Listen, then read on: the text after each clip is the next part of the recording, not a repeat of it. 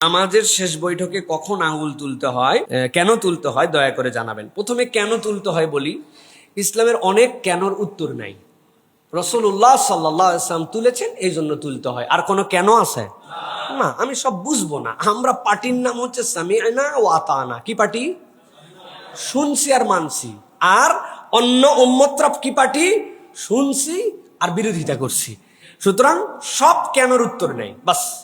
2 নম্বর প্রশ্ন হচ্ছে নামাজের তাশাহুদে কখন আঙ্গুল তুলতে হয়। এটা নিয়ে হাদিসের মধ্যে আসছে, যেটা সহিহ মুসলিমের মধ্যে বর্ণনা আসছে। রাসূলুল্লাহ সাল্লাল্লাহু আলাইহি ওয়াসাল্লাম শেষ বৈঠকে অথবা তাশাহুদের সময় রাসূলুল্লাহ সাল্লাল্লাহু আলাইহি ওয়াসাল্লাম আঙ্গুল উত্তোলন করতেন এবং রাসূলুল্লাহ সাল্লাল্লাহু আলাইহি ওয়াসাল্লাম আঙ্গুল নাড়াতেন। এইটার বর্ণনা আসছে। আবু দাউদের মধ্যে আসছে যে হাদিস, সেটা হচ্ছে 989 সিরিয়ালে। সেই হাদিসের মধ্যে আসছে রাসূলুল্লাহ সাল্লাল্লাহু আলাইহি ওয়াসাল্লাম আঙ্গুল উত্তোলন করতেন, নাড়াতেন না, কিন্তু দোয়া করতেন। এইটা হচ্ছে বর্ণনা। নিরেট ভাবে আমরা যদি দেখি, তাহলে আমরা কিভাবে তাশাহুদের বৈঠকে বসবো এবং আঙ্গুল তুলবো, সেটার শিক্ষা হচ্ছে আপনার এই আঙ্গুল দুটো যেটা আছে, এটা আপনার আরবিতে 5-এর মতো হয়ে থাকবে, আর এটা 1। তাহলে 51 বৈঠক। আপনার আঙ্গুল উঠবে না, কিন্তু আপনি বসার থেকে আপনি এরকম করে বসছেন, হাঁটুর উপরে আপনার হাতটা এরকম করে ফেলছেন।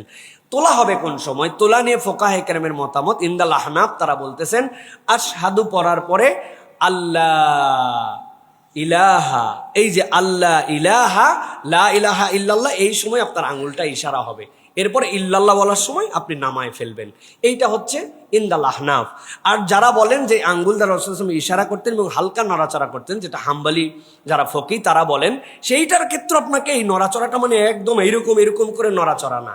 এই নড়াচড়াটা মানে একটা মানুষ স্বাভাবিক যখন আঙ্গুলটা এরকম করে রাখে, তখন তার আঙ্গুলটা আল্লাহ ইলাহা ইল্লাল্লাহ বলার সময় উঠলো, আবার ইল্লাল্লাহ বলার সময় নেমে গেল, কিন্তু নেমে গেলেও তো সে হালতটা এরকম করে ধরে আছে, তখন তার আঙ্গুলটা স্বাভাবিকই একটু নড়ে।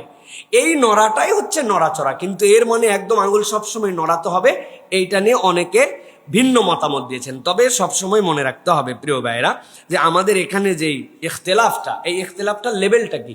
এই ইখতিলাফটা হচ্ছে আমাদের তানাউ পর্যায়ে। সবগুলারই সুন্নাত এবং আসার থেকে বর্ণনা আসছে। ফুকাহায়ে কেরাম এক একভাবে মতামত দিয়েছেন। কেউ বলেছেন এই সময় নখ তুলবেন, কেউ বলছেন শুরু থেকেই তুলে রাখবেন, কেউ বলেছেন দোয়া যেগুলো আছে তার মধ্যেও আঙ্গুল রাসূলুল্লাহ সাল্লাল্লাহু আলাইহি ওয়াসাল্লাম ইশারা করেছেন। সবগুলা ইখতিলাফে তানাউ। এইগুলা নিয়ে আমাদের চূড়ান্ত বিরোধিতার কিছু নাই। সুন্নাহর বুঝটা এক একজন এক একভাবে নিয়েছেন, কিন্তু তোলারও বর্ণনা আছে। রাসূল সাল্লাল্লাহু আলাইহি ওয়াসাল্লাম এটা করেছেন, এটার বর্ণনা আছে। সুতরাং আমরা শেষ বৈঠকে তাশাহুদের সময় এটা তুলবো। মিনিমাম লেভেলের তোলা হচ্ছে যে আশহাদু আল্লা ইলাহা ইল্লাল্লাহর সময় আমরা নখ নামায় ফেলবো। ধরে রাখার ক্ষেত্রে এরকম আমরা যেভাবেই করি না কেন, আল্লাহ রাসূল সাল্লাল্লাহু আলাইহি ওয়াসাল্লামের সুন্নাত আমাদের আদায় হয়ে যাবে। আল্লাহ যেন আমাদেরকে বোঝার তৌফিক দান করেন।